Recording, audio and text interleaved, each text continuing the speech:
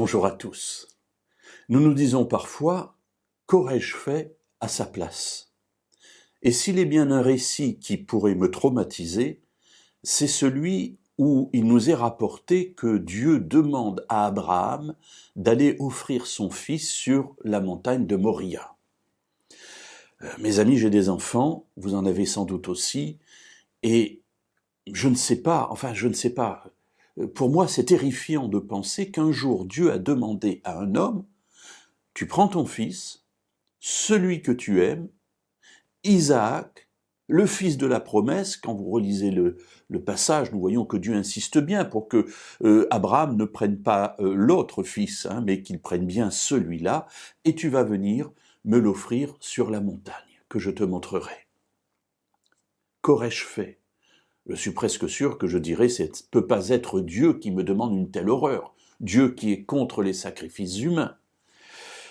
Pourtant, Abraham se lève et il avance. Mes amis, Abraham est aussi appelé le père de la foi. Alors, le père, ça peut être celui qui commence, mais non, on sait que la foi existait déjà avant Abraham. Abraham, père de la foi, c'est peut-être plutôt le modèle de la foi. Celui qui est, j'allais dire, au sommet, qui a été capable d'écouter Dieu jusqu'à l'écouter dans cet ordre absolument contraire, a priori, à la volonté de Dieu. Dans la lettre aux Hébreux, il y a un commentaire de cela dans le chapitre 11 et au verset 17 et 18. Il nous est dit, « C'est par la foi qu'Abraham, mis à l'épreuve, a offert Isaac.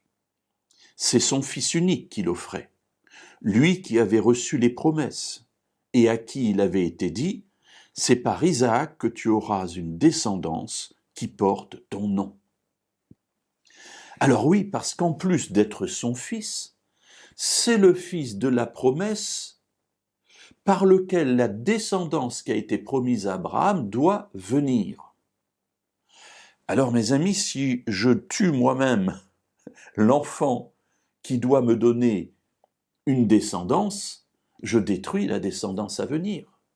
Alors imaginez pendant ces 3 jours de marche tout ce qui peut se bousculer dans la tête d'Abraham, mais que va-t-il se passer? Comment va-t-il être possible que j'offre mon fils? Comment Dieu a-t-il pu me demander cela? Or, ici, ce passage de la lettre aux Hébreux nous dit qu'il l'a offert par la foi.